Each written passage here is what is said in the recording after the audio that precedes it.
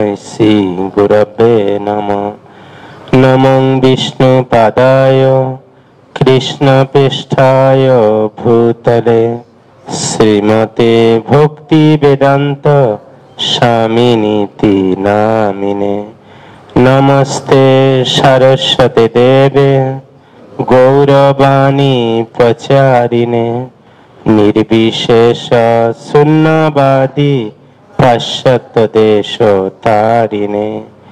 वाञ्छाकल्पतरुभ्यश्च कृपा सिन्धुभ्य एव च पतितानां पावनेभ्यो वैष्णवेभ्यो नमो नमः। नमो महावदन्नाय कृष्णप्रेम पदायते कृष्णाय कृष्ण चैतन्य नाम्ने गौरतिसे नमः। हे कृष्ण करुणा सिंधु दीनबंधु जगत्पते गोपेश गोपिका कांत राधा कांत नमस्तुते। तप्त कांचन गौरांगी राधे वृंदावनेश्वरी विश्वभानुसुते देवी प्रणमामि हरिप्रिये। नीलाचल निवासाय नित्याय परमात्मने बलभद्र सुभद्राभ्यां जगन्नाथाय ते नमः। जय श्री कृष्ण चैतन्य प्रभु नित्यानंद श्री अद्वैत गदाधर शिवासादि गौर भक्त बिंद। हरे कृष्ण कृष्ण कृष्ण हरे हरे हरे राम राम राम हरे हरे। ओम नमो भगवते वासुदेवाय।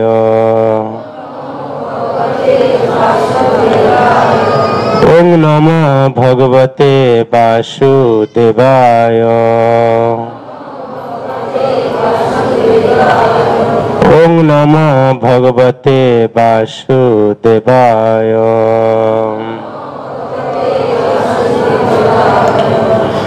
अपरा एकादशी মহোৎসব কি তো এখানে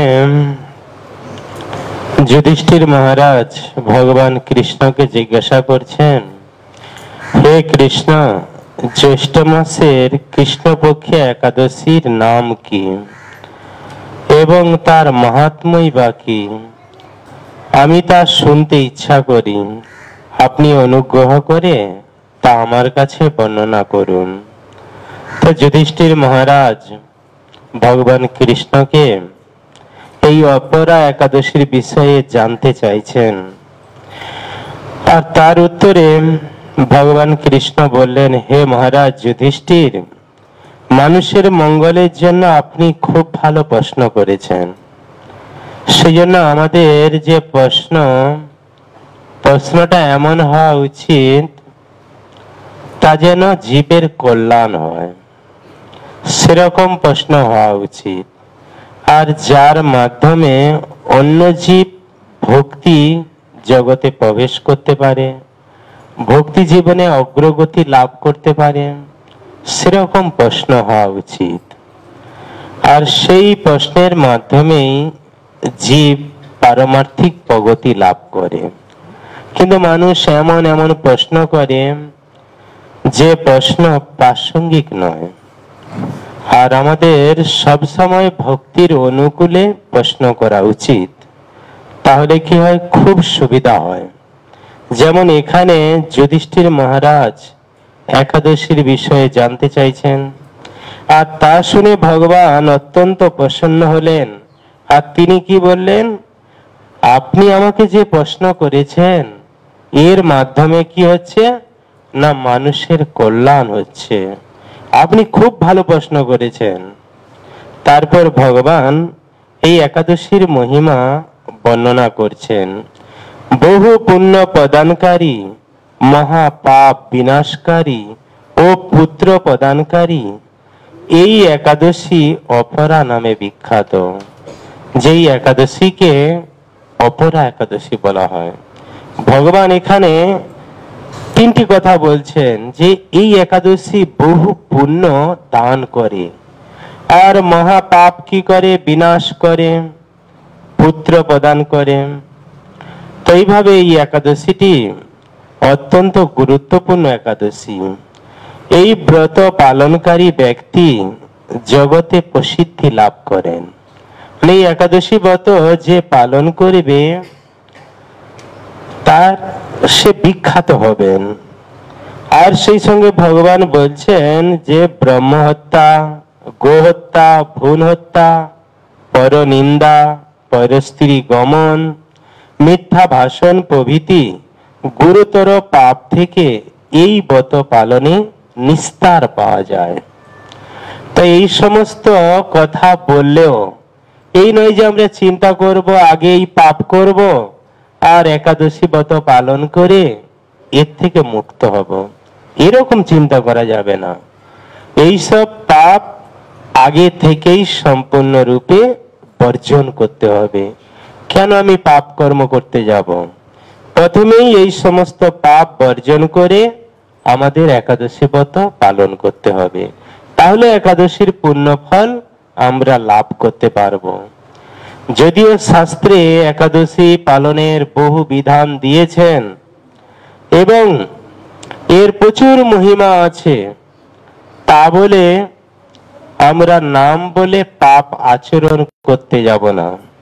যেমন শাস্ত্রে বর্ণনা করছেন নাম বলে পাপ আচরণ করা।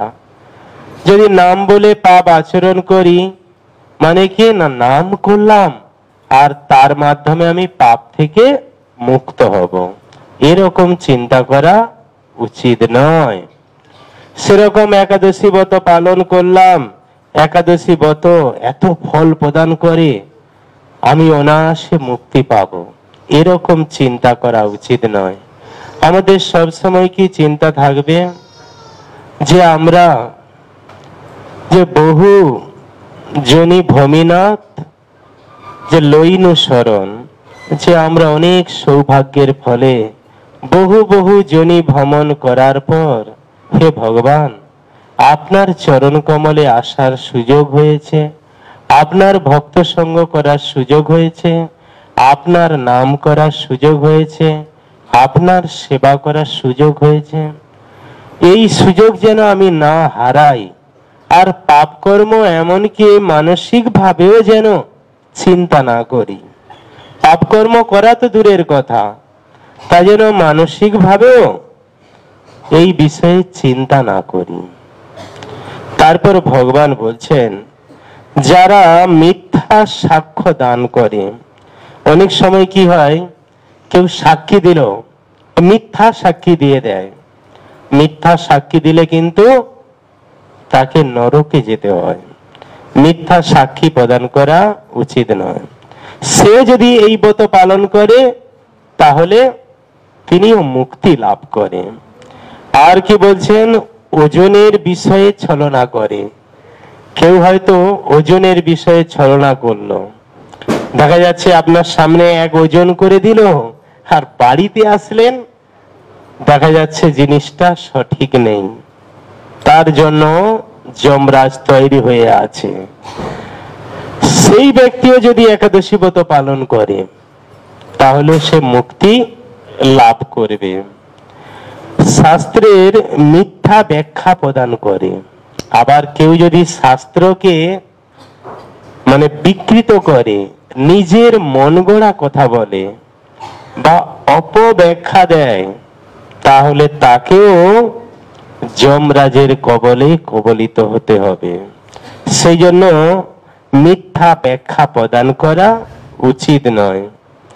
জ্যোতিষের এই যে জ্যোতিষদের গণনা আছে না, তাতেও যদি কেউ মিথ্যা গণনা করে তাতেও তাকে ফলভোগ করতে হবে। আবার বলছেন যে কেউ হয়তো যেমন তার এই রোগ হয়নি, ডাক্তার বলে দিল যে আমি এই টাকাটা পাবো যদি একে এই কথা বলে দেই। এইভাবে কি করলো, পয়সা নেওয়ার জন্য তাকে সেই রোগের কথা বলে প্রলোভন দেখিয়ে তার কাছ থেকে পয়সা নিল, তাকেও কিন্তু নরকে যেতে হবে। সেই জন্য শাস্ত্রে বলছেন যে ধর্মের তত্ত্ব অত্যন্ত নিগূঢ়, আর তাকে পুঙ্খানুপুঙ্খানুভাবে অনুশীলন করতে হবে, তাহলে অবশ্যই ভগবানের কৃপা লাভ হবে। এইভাবে এই সমস্ত কর্ম থেকে আমাদের দূরে থাকতে হবে। তারা সকলেই নরক যাতনা ভোগ করে। এই যে অনেকজনের নাম বলা হলো, এরা সবাইকে নরক যাতনা ভোগ করে। এ সমস্ত ব্যক্তিরাও যদি এই ব্রত পালন করে তবে তারা সমস্ত পাপ থেকে মুক্ত হয়। তারা কি হবে? এই একাদশী ব্রত পালন করে ভগবানের দিব্য নাম হরে কৃষ্ণ কৃষ্ণ কৃষ্ণ হরে হরে, হরে রাম রাম রাম হরে হরে একাদশী ব্রত পালন আর ভগবানের পবিত্র নাম জপের মাধ্যমে তারা পাপ থেকে মুক্ত হতে পারবে। সেই সঙ্গে ভগবান আরো বলছেন, ক্ষত্রিয় যদি তার নিজের স্বধর্ম ত্যাগ করে যুদ্ধক্ষেত্র থেকে পালিয়ে যায়। ক্ষত্রিয় ধর্ম কি না? যুদ্ধক্ষেত্রে যুদ্ধ করবে, সামনে সামনে যুদ্ধ করবে, মুখামুখি হয়ে। সেখানে যদি তার মৃত্যু হয় তাহলে স্বর্গ লাভ করবে। কিন্তু অপরপক্ষে ক্ষত্রিয় যদি যুদ্ধক্ষেত্র ত্যাগ করে পালিয়ে যায় তাহলে তাকে নরকে যেতে হবে। তো এখানে সেই কথাই বলছেন, যদি এইভাবে ক্ষত্রিয় তার স্বধর্ম, মানে স্বধর্ম হচ্ছে যুদ্ধ করা, আর সে যদি পালিয়ে যায় তাহলে তাকে নরকগামী হতে হয়। কিন্তু সেই ক্ষত্রিয় যদি একাদশী ব্রত পালন করে তাহলে সেও ভগবানের কৃপা লাভ করবে। আর এই যে ক্ষত্রিয় মুখামুখি যুদ্ধ করবে, তার মাধ্যমে কি হবে? যদি মৃত্যু হয় স্বর্গলোক লাভ করবে। ভগবান গীতাতে বলছেন, দেখো অর্জুন, তুমি যদি এইভাবে যুদ্ধক্ষেত্রে দেহত্যাগ করো তোমার কিন্তু ক্ষতি হচ্ছে না, তুমি স্বর্গ লাভ করবে। আর যদি তুমি যুদ্ধক্ষেত্র থেকে পালিয়ে যাও, শিল প্রভুপাদ বলছেন, কত গালাগালি দিবে অকথ্য কথন, ভাবি দেখো তব হিত কি হবে তখন। হে অর্জুন, তুমি আজ দুর্যোধনের প্রতি করুণা দেখিয়ে চলে যাচ্ছ, এই দুর্যোধন কি করবে? তোমাকে গালি দেবে আর তোমাকে কাপুরুষ বলবে। নিজ নিন্দা শুনি তুমি নীরবে রহিবে, বলো পার্থ এই নিন্দা কেমনে সহিবে। তুমি তো ক্ষত্রিয়, যখন তোমাকে দুর্যোধন কাপুরুষ বলে নিন্দা করবে, তুমি কি করবে? তোমার স্বরূপ প্রকাশ করবে, তোমার হৃদয়ে ক্রোধ আসবে, তুমিও তখন গান্ডীব ধরবে। অতএব তোমার স্বধর্ম ত্যাগ না করে তুমি যুদ্ধ করো। আর যুদ্ধে মৃত্যু হলে কোনো অসুবিধা নেই, তুমি স্বর্গে যেতে পারবে। আর যদি জয় লাভ করো তোমার জন্য রাজ্য অপেক্ষা করছে। তো এইভাবে ক্ষত্রিয় যদি স্বধর্ম ত্যাগ করে যুদ্ধক্ষেত্র থেকে পালিয়ে যায় তাহলে তাকে ঘোরতম নরকে যেতে হয়। কিন্তু সে যদি সেখানে যুদ্ধ করে মৃত্যুবরণ করে তাহলে স্বর্গে যায়। তা স্বর্গে হোক নরকে হোক, যদি একাদশী ব্রত পালন করে, ভগবানের ভক্তি করে, ভগবানের দিব্য নাম হরে কৃষ্ণ কৃষ্ণ কৃষ্ণ হরে হরে, হরে রাম রাম রাম হরে হরে, তাদের কৃপা অনায়াসে লাভ করতে পারবে। তারপর ভগবান বলছেন, মকর রাশিতে সূর্য অবস্থান কালে মাঘ মাসে প্রয়াগে স্নান করলে যে ফল লাভ হয়, এই একাদশী ব্রত পালনে সেই ফল লাভ হয়ে থাকে। আবার কি বলছেন, শিবরাত্রিতে কাশী ধামে উপবাস করলে যে পুণ্য লাভ হয়, এই অপরা একাদশী ব্রত পালনে সেই ফল লাভ হয়ে থাকে। গয়া ধামে বিষ্ণু পাদপদ্মে পিণ্ডদানে যে ফল লাভ হয়, যে গয়াতে ভগবান বিষ্ণুর পাদপদ্ম আছে, তাতে পিণ্ডদানে যে ফল লাভ হয়, এই অপরা একাদশী ব্রত পালনে সেই ফল লাভ হয়ে থাকে। সিংহ রাশিতে বৃহস্পতি অবস্থানে, মানে সিংহ রাশিতে বৃহস্পতি অবস্থান করবে, গৌতমী নদীতে স্নান করার অনেক মহিমা আছে। কিন্তু এই একাদশী ব্রত পালনে তার ফল অনায়াসে লাভ করা যায়। এইভাবে অনেক মহিমা বলছেন। কেদারনাথ দর্শনে, বদ্রীনাথ যাত্রায়, তার সেবায় যে ফল লাভ হয়, এই অপরা একাদশী ব্রত পালনে সেই ফল লাভ হয়ে থাকে। বলা হচ্ছে সূর্যগ্রহণে কুরুক্ষেত্রে যদি কেউ স্নান করে সে অনেক ফল লাভ করে, তা এই একাদশী ব্রত পালনেও সেই একই ফল লাভ হয়ে থাকে। তা সেই জন্য এই অপরা একাদশী ব্রত অবশ্যই আমাদের পালন করা কর্তব্য। তারপর ভগবান যুধিষ্ঠির মহারাজকে বলছেন, এই অপরা একাদশী ব্রত যে বৃক্ষের কুঠার স্বরূপ, যে পাপরূপ যে বৃক্ষ থাকে তার কুঠার স্বরূপ। এই কুঠার কি করে, যে কোনো গাছকে কেটে ফেলতে পারে। সেরকম যতই পাপীর চেয়ে মহাপাপী হোক না কেন, সে যখন একাদশী ব্রত পালন করবে, অর্থাৎ এই কুঠারের আশ্রয় নেবে, তখন কি হবে, অনায়াসে এই পাপরূপী বৃক্ষকে কেটে ফেলতে পারবে। আবার সেই সঙ্গে এই দাবা অগ্নির সঙ্গেও একাদশীকে তুলনা করা হয়েছে। অগ্নি কি করে, সবকিছু পুড়িয়ে দিতে পারে, কিন্তু তা বলে আমাদের একাদশীর নাম করে পাপ কর্মে লিপ্ত হলে চলবে না। একাদশী করতে হবে, সেই সঙ্গে কি করতে হবে, আমাদের পুণ্য করতে হবে, ভগবত ভক্তি করতে হবে। তো এইভাবে বহু মহিমা আছে। এবং তারপরে শেষে ভগবান কৃষ্ণ যুধিষ্ঠির মহারাজকে বলছেন, হে যুধিষ্ঠির, যে ব্যক্তি এই একাদশী ব্রত পালন করে না, তার অবস্থা কি হয় না, বারবার জন্ম মৃত্যু চক্রে তাকে পতিত হতে হয়। তার অবস্থা ঠিক কিরকম না, সমুদ্রে বুদবুদ করে ফেনা উঠতে থাকে, সে তার মতোই পরিস্থিতি।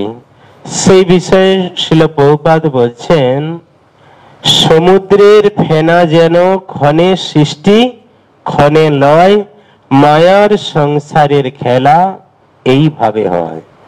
সমুদ্রে দেখবেন ক্ষণে ক্ষণে ফেনাগুলো সৃষ্টি হচ্ছে আর ক্ষণে ক্ষণে লয় হচ্ছে। তো এরকম আমরা কি বিভিন্ন জনিতে ভ্রমণ করতে থাকি, কখন মানুষ রূপে, কখন দেবতা রূপে, কখন পশু পাখি রূপে, কখন জলচর রূপে। এরকম ভাবে আমাদের কি করতে হয়, বারবার জন্মগ্রহণ করতে হয় আর মৃত্যুবরণ করতে হয়। সেজন্য ভগবান গীতাতে বলছেন, দেখো বুদ্ধিমান ব্যক্তিকে না, যে ব্যক্তি দর্শন করতে পারে জন্ম মৃত্যু জরা ব্যাধি দুঃখ দোষা অনুদর্শনম, যে দর্শন করতে পারে এই জন্ম মৃত্যু জরা ব্যাধি। জন্মের সময় অনেক কষ্ট হয়, মৃত্যুর সময় অনেক কষ্ট হয়, আর জরা, কেউ আমরা বার্ধক্য চাই কি, তা সত্ত্বেও বার্ধক্য আসবে। আর ব্যাধি বলা হচ্ছে শরীর ব্যাধির মন্দির, সব সময় রোগ লেগেই থাকে। তো এইভাবে ভগবান বলছেন যে বুদ্ধিমান ব্যক্তি হবে সে জন্ম মৃত্যু জরা ব্যাধি থেকে মুক্ত হওয়ার চেষ্টা করবে, চেষ্টা করে ভগবানের কাছে যাওয়ার জন্য তৎপর হবে। কেন আমি বারবার জন্মগ্রহণ করছি, কেন বারবার মৃত্যুবরণ করছি, কেন আমাকে বারবার জরাগ্রস্ত হতে হচ্ছে, কেন এত রোগ ব্যাধির শিকার হচ্ছি, আমি এই থেকে মুক্ত হয়ে ভগবানের কাছে যেতে চাই। আর তার কাছে যেতে গেলেই একাদশী ব্রত একটি পন্থা, আর সেই সঙ্গে পরমেশ্বর ভগবানের দিব্য নাম হরে কৃষ্ণ কৃষ্ণ কৃষ্ণ হরে হরে, হরে রাম রাম রাম হরে হরে। এইভাবে আমাদের একাদশী ব্রত পালন করতে হবে। আর যদি ভক্ত সঙ্গে একাদশী ব্রত পালন করা যায় অনেক ফল দান করে। বাড়িতে নিজে নিজে করলে যা ফল লাভ হবে, যদি ভক্তর সঙ্গে একাদশী ব্রত পালন করা যায় তাহলে হচ্ছে সহস্র গুণ ফল দান করে। সেই জন্য ভক্তের সঙ্গে মন্দিরে আমাদের কি করা উচিত না, একাদশী ব্রত পালন করা উচিত।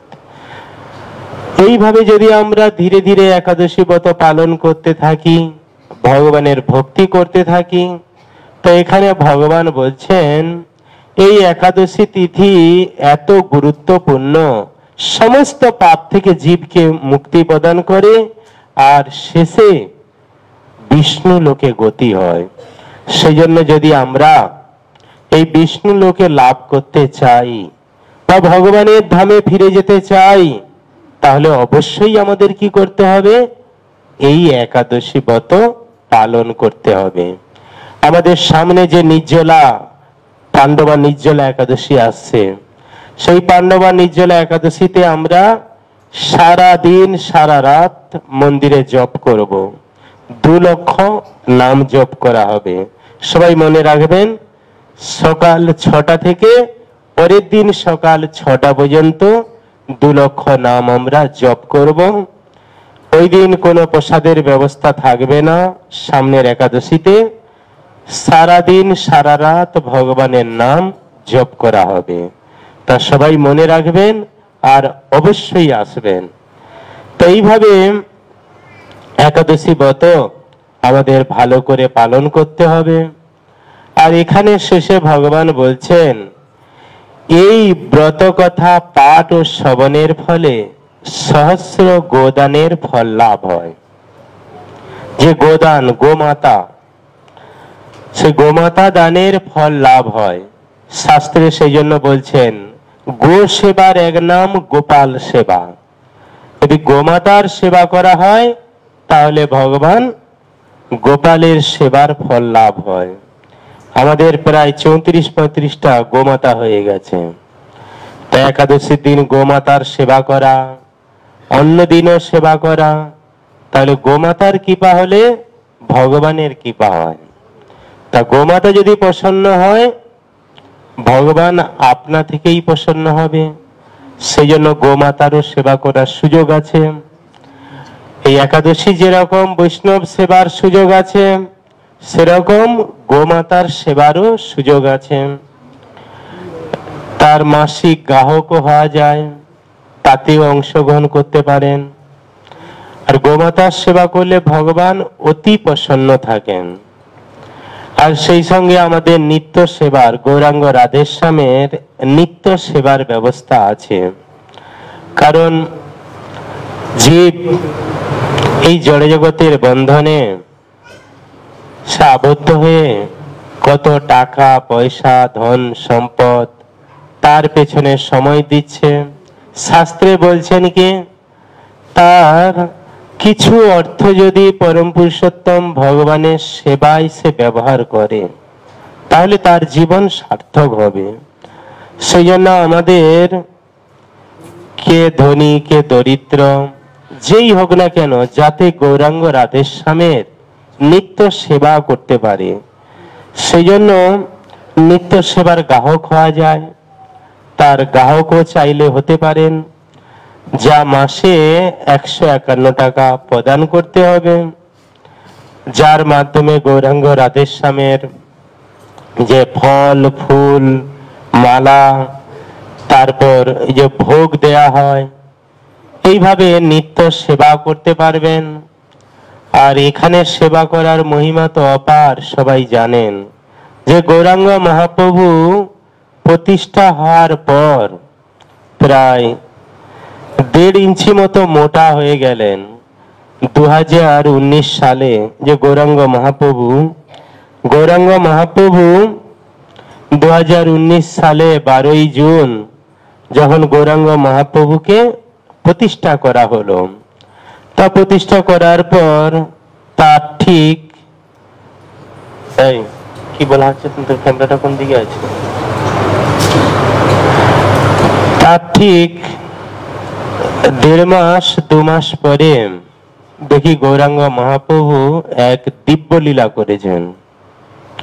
দিব্য লীলাটি কি না, মহাপ্রভু প্রায় 1.5 ইঞ্চি মতো মোটা হয়ে গেছে। আমাদের প্রথম মায়াপুর থেকে যে পোশাক বানিয়ে আনা হয়, সেই পোশাক দেখি ছোট হয়ে গেছে। 2019 সালে 12ই জুন মহাপ্রভু প্রতিষ্ঠিত হয়েছেন। তার 1.5 মাস 2 মাস পরেই মহাপ্রভুর এই যে দিব্য লীলা, প্রায় 1.5 ইঞ্চি মতো মোটা হয়ে গেলেন। মায়াপুর থেকে যে পোশাক বানিয়ে এনেছিলাম, দেখি পোশাক ছোট হয়ে গেছে। আবার বড় করে গৌরাঙ্গ মহাপ্রভুর কোমরের মাপে পোশাক বানাতে হয়, তারপরে আর মোটা হতে দেখা যায়নি। এইভাবে তো মহাপ্রভুর প্রচুর লীলা আছে। এবং আরেকটি আশ্চর্যজনক বিষয় যে মন্দিরে প্রতিদিন যে আসে সবাই অন্নভোগ প্রসাদ পায়। আজকে তো একাদশী, অনুকল্প প্রসাদ, কিন্তু অন্যদিন সকালে হোক দুপুরে হোক ভগবানের অন্নভোগের মহা ব্যবস্থা থাকে। এই মহাপ্রসাদের যে কেউ পেতে পারে, তার জন্য কোনো নিয়ম নেই। আর বড় বড় যে অনুষ্ঠান হচ্ছে, জন্মাষ্টমী 10,000 মানুষ প্রসাদ পায়, এই উদ্বোধন 5,000 মানুষ প্রসাদ পাবে এই 12ই জুন, এরকম বড় বড় অনুষ্ঠান চলতে থাকে। তা সেখানেও দেখা যাচ্ছে গৌরাঙ্গ মহাপ্রভুর কৃপায় আজ পর্যন্ত কোনো চাল কিনতে হয়নি। এরকম কোনো জায়গা আপনি দেখাতে পারবেন না যেখানে এই 5 বছর হয়ে গেছে, তা সত্ত্বেও আপনা থেকেই এই গৌরাঙ্গ মহাপ্রভুর কৃপায় কোথা থেকে চাল আসে ভগবানই জানে। এইভাবে ভগবান তার নিজের ব্যবস্থা নিজে করে নিচ্ছেন। আমাদের সেই জন্য কি করতে হবে, ভালো করে তার সেবা করতে হবে। এই যে সবাই আরতি করছেন, একাদশী দিন বিশাল পূজার ব্যবস্থা, তার চরণে ফুল দান করা, আরতি করা, তাকে পরিক্রমা করা, তার সেবা করা অতি গুরুত্বপূর্ণ। তো এই সমস্ত লীলা দর্শন করার পর তা কি করা হলো, সবাইকে আরতি করার সুযোগ এগুলো আমাদের প্রদান করা হলো। আর এখানে তো সবাই ভগবানের সেবা করে, তাতেও ভগবান অত্যন্ত উদার। সেই জন্য গৌরাঙ্গ মহাপ্রভু সম্বন্ধে বলা হচ্ছে করুণয়া অবতীর্ণ কলৌ, যে গৌরাঙ্গ মহাপ্রভু করুণা করে এই কলিযুগে অবতীর্ণ হয়েছেন আমাদের মতো বদ্ধ জীবদের উদ্ধার করবার জন্য। সেই জন্য আমাদের কি করতে হবে, ভালো করে ভগবানের সেবা করতে হবে। সেবা করতে হবে কিভাবে, আর্থিকভাবে, দৈহিকভাবে, বাক্যের মাধ্যমে অন্যকে প্রচার করে, মানসিকভাবে। তো এইভাবে আমরা যদি ভগবানের সেবা করি, একাদশী ব্রত পালন করি, মন্দিরে আসি, আর ভগবানের দিব্য নাম হরে কৃষ্ণ কৃষ্ণ কৃষ্ণ হরে হরে, হরে রাম রাম রাম হরে হরে, তাহলে আমরা ভগবানের কৃপা অনায়াসে লাভ করতে পারবো। শাস্ত্রে বর্ণনা করছেন, অদ্যপিও সেই লীলা করে গৌর রায়, কোন কোন ভাগ্যবান দেখিবারে পায়। যে ভগবান তিনি লীলাবিলাস করছেন গৌরাঙ্গ মহাপ্রভু। যে বিশেষ ভাগ্যবান হবে সে দর্শন করতে পারবে। আর এই যে একাদশী ব্রত আমরা আলোচনা করছি, অপরা একাদশী, এই একাদশী সম্বন্ধে গৌরাঙ্গ মহাপ্রভু মাতা শচী দেবীকে বলেছিলেন, একদিন মাতার পদে করিয়া প্রণাম। একদিন গৌরাঙ্গ মহাপ্রভু শচী মাতাকে প্রণাম করলেন আর বললেন, মা আমাকে একটি দান করুন, আমাকে একটি বস্তু দান করুন। শচী মাতা বললেন, নিমাই তুমি যা চাইবে আমি তাই দান করব, তুমি বলো তোমার কি লাগবে। তখন গৌরাঙ্গ মহাপ্রভু বললেন, মাতা একাদশীতে অন্ন না খাইবা, যে একাদশীর দিন অন্ন খাবে না। সেই জন্য একাদশীর দিন আমাদের কি করতে হয়? অনুকল্প প্রসাদ খেয়ে একাদশী ব্রত পালন করতে হয়। এই যেমন পঞ্চশস্য আছে, ত্যাগ করতে হয়। ধান, গম, জব, ভুট্টা, মাসকলাই, এগুলো আমাদের কি করতে হয়? একাদশী তিথিতে বর্জন করতে হয়। যেমন ধান থেকে যে সমস্ত খাদ্যদ্রব্য পাওয়া যায় তা আমাদের ত্যাগ করতে হবে একাদশী তিথিতে। তারপরে গম থেকে যে সমস্ত সামগ্রী পাওয়া যায় তা আমাদের ত্যাগ করতে হবে। ধান, গম, জব থেকেও যে সমস্ত সামগ্রী পাওয়া যায়, ভুট্টা থেকেও যে সমস্ত সামগ্রী পাওয়া যায়, তারপরে সরষে, মাসকলাই, এগুলি থেকে যেই সমস্ত সামগ্রী পাওয়া যায় তা আমাদের কি করতে হবে? একাদশী তিথিতে বর্জন করে অনুকল্প মানে ফল আর মূল খেয়ে একাদশী ব্রত পালন করতে হবে। তাহলে আমরা একাদশীর পূর্ণ ফল লাভ